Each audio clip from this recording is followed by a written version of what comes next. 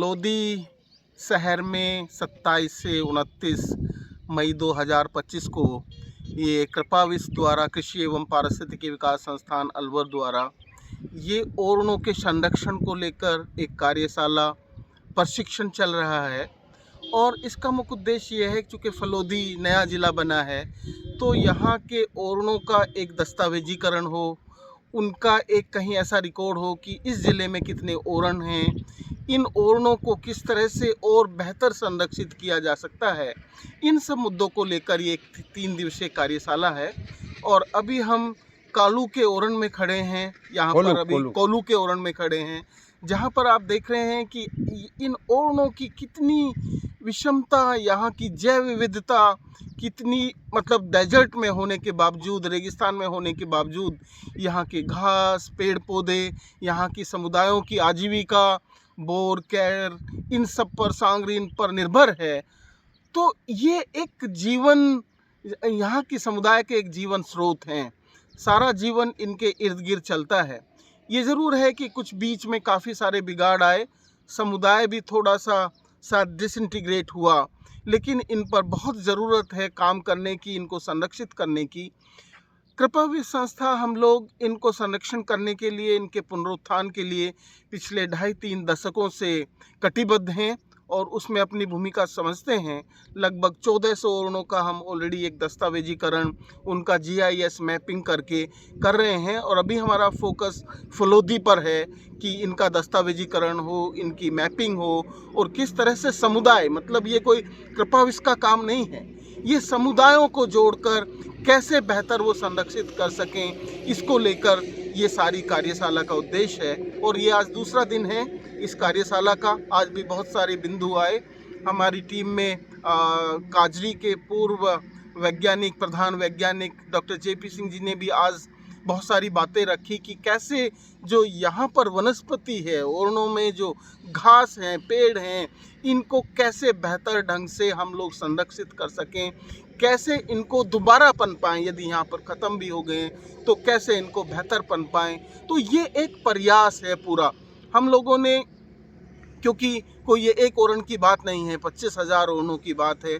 हम लोगों ने इस पूरी मुहिम को सुप्रीम कोर्ट तक भी उठाया, एक रिट याचिका की कि किस तरह से इन ओरणों को और बेहतर सुरक्षित किया जा सकता है, संरक्षित किया जा सकता है किसी एक लीगल फ्रेमवर्क में।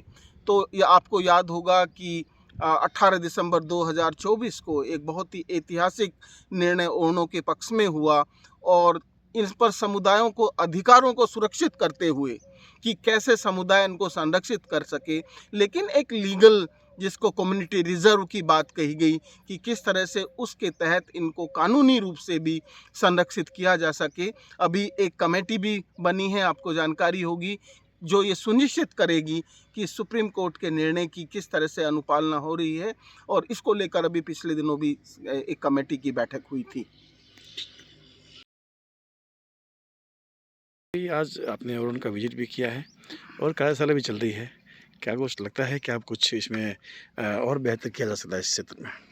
देखिए, इसमें जो है अभी जैसा कि सिंह साहब ने बताया है, ओरण जो ये हमारे हैं, यहाँ हमको जैव विविधता संरक्षण का बहुत ही एक महत्वपूर्ण है।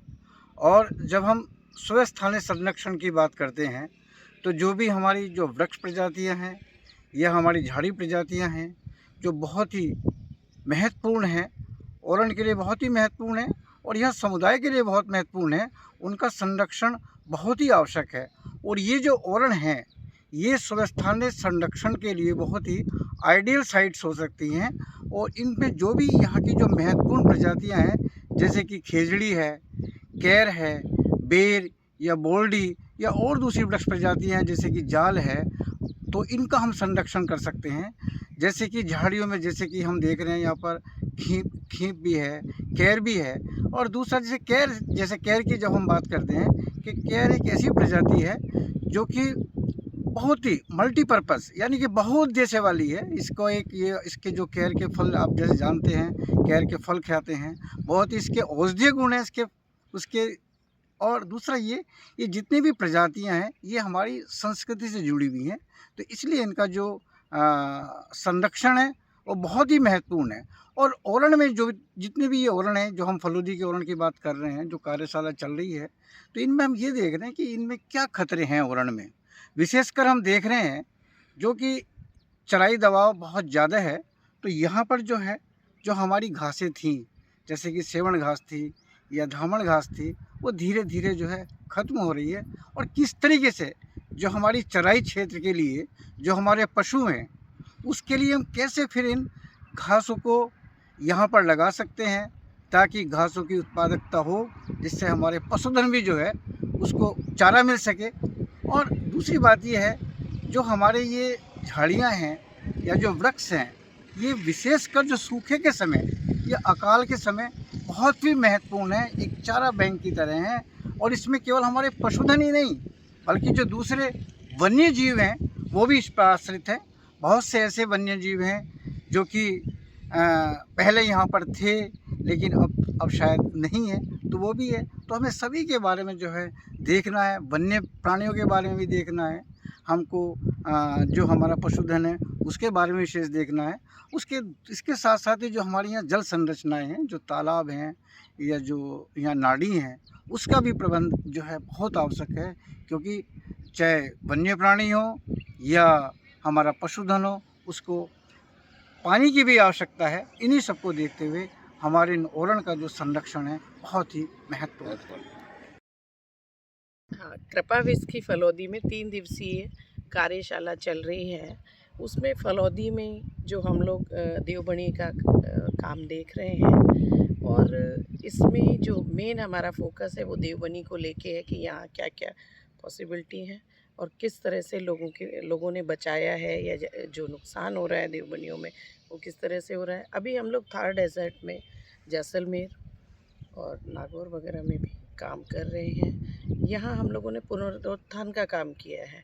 तालाब है, टाँके हैं, इसको हम लोग दोबारा से जीवित करने का काम कर रहे हैं। महिलाओं को देवबनी से क्या क्या फ़ायदे हो रहे हैं, इसमें महिलाओं का बहुत ज़्यादा नुकसान जो हो रहा है, उनकी आजीविका पे बहुत बड़ा फ़र्क पड़ रहा है कि महिलाएं वहाँ से कैर, बेर, ये सारी चीज़ें उपलब्ध करती हैं।